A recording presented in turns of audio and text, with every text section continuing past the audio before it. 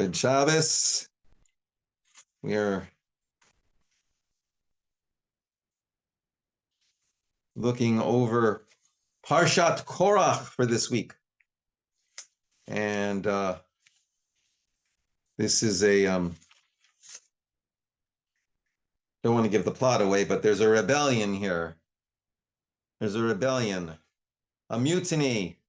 Now Korach, son of Yitzhar, son of Kohat, son of Levi, betook himself along with Datan and Abiram, sons of Eliab, and On, son of Peleth, others. All of these are all chieftains of the community. He took it upon himself to rise up against Moses, together with 250 Israelites, chieftains of the community, chosen in the assembly, men of repute. They combined against Moses and said to them, "You have gone too far, for all the community are holy, all of them, and the Lord is in their midst. Why then do you raise yourselves? Why then do you raise yourselves above the Lord's congregation?" When Moses heard this, he fell on his face. Then he spoke to Korach and all his company, saying, "Come morning, the Lord will make known who is God's and who is holy, and will grant him access to God's self. God will grant access to the one God has chosen. Do this, you, Korach, and all your band, take fire pans, and tomorrow put fire in them, and lay incense on them before the Lord. Then the one whom the Lord chooses, he shall be the Holy One. You have gone too far, sons of Levi." I pause to note at this point that they both said, Rav lechem, Rav, much to you, you've gone too far. They both are saying that to each other now. Moses said further to Korach, "Hear me, sons of Levi. Is it not enough for you that the God of Israel has set you apart from the community of Israel and given you access to God to perform the duties of the Lord's tabernacle and to minister to the community and serve them? Now that God has advanced you and all your fellow Levites with you, do you seek the priesthood too? Truly, it is against the Lord that you and all your company have banded together. For who is Aaron that you should rail against him?"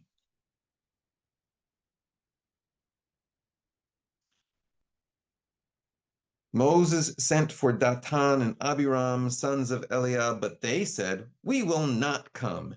Is it not enough that you brought us from a land flowing with milk and honey, that you brought us from a land flowing with milk and honey to have us die in the wilderness? That you would also lord it over us? Even if you had brought us to a land flowing with milk and honey and given us possession of fields and vineyards, should you gouge out those men's eyes? We will not come."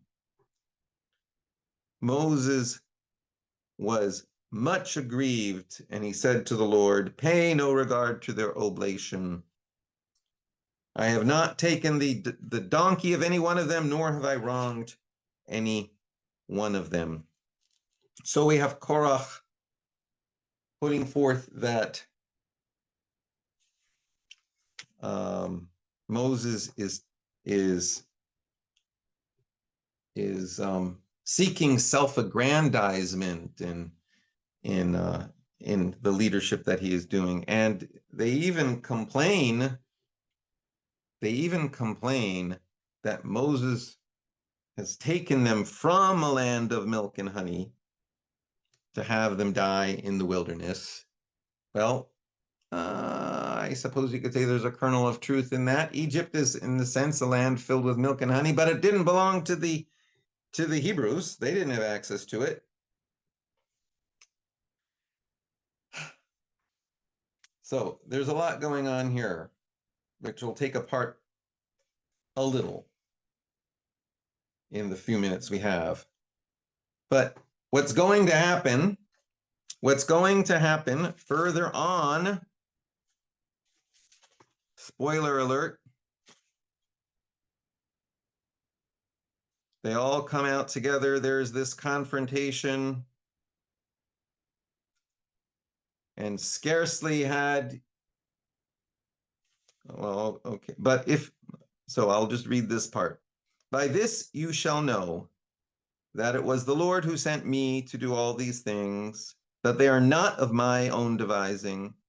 If these men die as all men do, if their lot be the common fate of all humankind, it was not the Lord who sent me. But if the Lord brings about something unheard of, so that the ground opens up its mouth and swallows them up with all that belongs to them, and they go down alive into Sheol, you shall know that these men have spurned the Lord. Scarcely had he finished speaking all these words when the ground under them burst asunder, and the earth opened its mouth and swallowed them up with their households, all Korach's people and all their possessions. They went down alive into Sheol with all that belonged to them. The earth closed over them, and they vanished from the midst of the congregation. So, spoiler alert, after this mutiny, after these recitation of half-truths, the earth opens up and swallows them up. So now I ask you, have you ever felt so embarrassed that you wanted the earth simply to swallow you up? Have you ever felt so embarrassed that somehow you just got involved in something or did something or said something and you just want the earth to swallow them up? Because on some level, I want to read this metaphorically.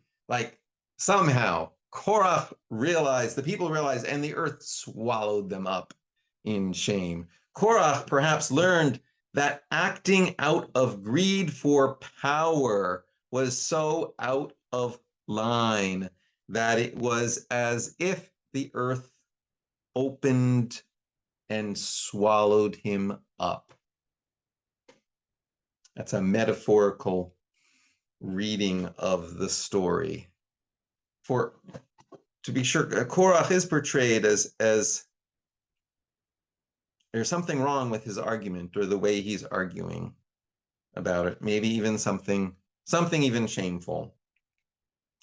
So I prefer to read this swallowing up as something metaphorical, at least as we can apply it today. But you should know that I'm not the first one in Jewish history to actually ask, what is this? Like the mouth of the earth opens up and just swallows people up. We don't see this very often in nature. This isn't the way the world seems to work in the way we understand it. So I want to call attention to Pirkei Avot. This is in the Mishnah, chapters of the fathers or ethics of the fathers, or Reb Zalman Schachter Shalomi once pointed out that avot, meaning fathers, also means, in Hebrew, means categories. So this is like categories of living, Pirkei Avot.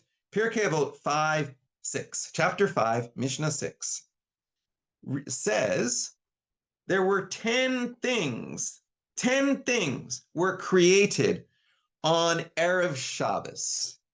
10 things were created on the eve of the Sabbath at twilight. That means there's 6 days of creation.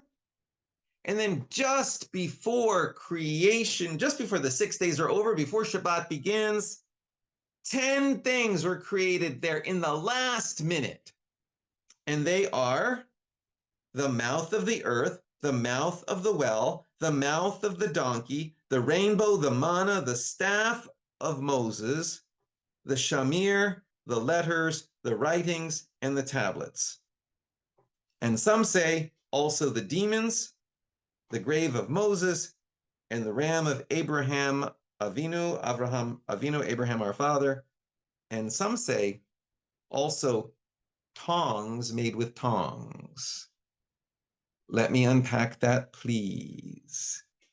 10 things were created on the eve of the Sabbath at twilight. What they're saying is there are 10 things in our narratives, in our stories, which They are like exceptions to the laws of nature. And the only way we can explain them is that they were pre-programmed into the laws of nature for a one-time occurrence or for exceptional occurrence at the very last minute. So you see, the rabbis, there are rabbis of the Talmud who are struggling with this question too.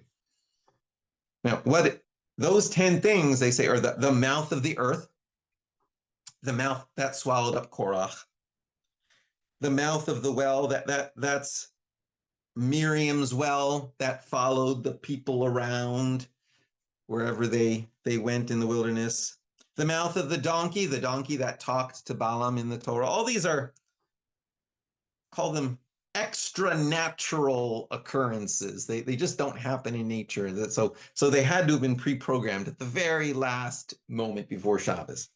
The rainbow, that's the rainbow that appears to Noah. The manna, the manna that came down miraculously in the wilderness. The staff of Moses that turns into a snake. The shamir. Now the shamir is an interesting one. The shamir is a worm. See, you can't, in the building of the temple, you're forbidden to use iron. Iron being a tool of war. So the question is, how were all those large stones cut? So obviously, there was a stone-eating worm. That's the shamir that could eat the stone, so that you didn't have to use iron. The letters, that's the letters that appear on, the letters, the shape of the letters used to write the 10 Commandments, the writing that's on the tablets, and the tablets themselves. These are all somehow extraordinary things. And then, okay, some say, Mishnah is never always fully in agreement. There's 3 other things that some say should be included in this list. Demons, because where are they created after all? And just like we believe in microbes, Jews of the of the ancient world believed in demons. At least the Babylonian Jews did. The Babylonian Jews kind of claim that the Palestinian Jews didn't, but the grave of Moses, which no one knows where it is. The ram of Abraham, which just like appears when at the binding of Isaac. And then some say also tongs, the first tongs. Now, why would the first tongs be included in this list? Because when you make tongs, you use tongs. So this is a question that the rabbis have. When and how were the first tongs made? Okay, so Pirkei Avot, as we see, already sees need to explain the earth swallowing up Korach, how it is not keeping with the usual following of the laws of nature, along with other things that don't follow the laws of nature. But the larger problem for us here in this parsha is when parties act excessively and see no shame. When parties act excessively and see no shame. Korach and his followers were already elite in the community, and they rise up and say, Moses, who are you? Why are you holding forth, setting yourself over everybody else? And they become like, they might be compared to powerful entities using their power and influence for something other than what they appear. After all, they're making arguments that aren't leading to their conclusions. In Pirkei Avot, we also read,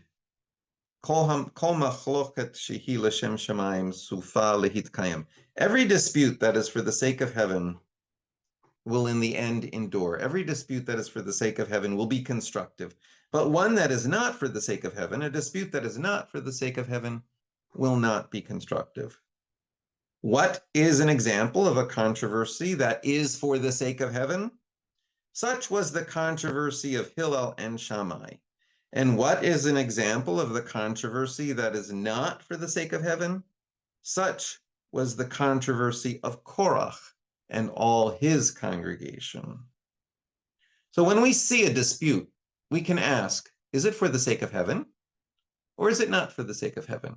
If it's for the sake of heaven, it is like the arguments between the school of Hillel and the school of Shammai, where they're arguing between themselves about different points of Torah, different ways of being and ways of doing things, because they're trying to figure out together what is the right way to be, what are the right things to do. They're not arguing against each other to tear each other down. They are arguing with each other to build something up together, to build greater understanding. This is how we clarify things, by arguing things. This is how courts work. Even the rabbinic courts that don't use juries, but still you have arguments being made, one side against another. This is how Talmud works, to clarify one argument by testing it against another, so that together we all get to a better place of greater understanding. But a controversy that is not for the sake of heaven is meant to tear somebody down and to build somebody else up. And usually these arguments are not even about what is being argued about. Not even about what is being argued about.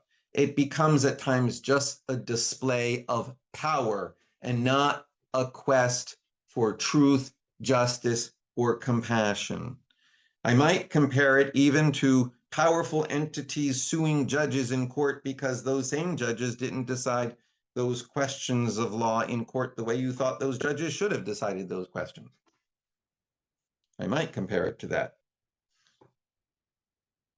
Arguments or disputations of law that are for the sake of heaven will be constructive, while arguments that are not for the sake of heaven will be destructive.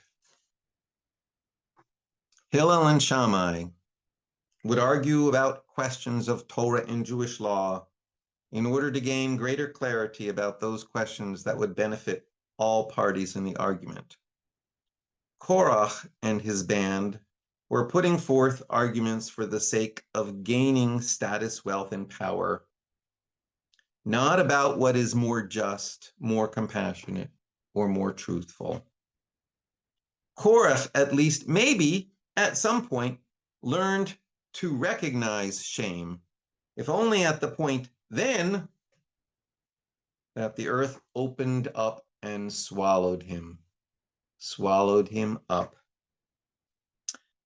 But tyrants never recognize shame. Tyrants don't recognize shame. So their arguments end up being not for the sake of heaven. Shabbat Shalom.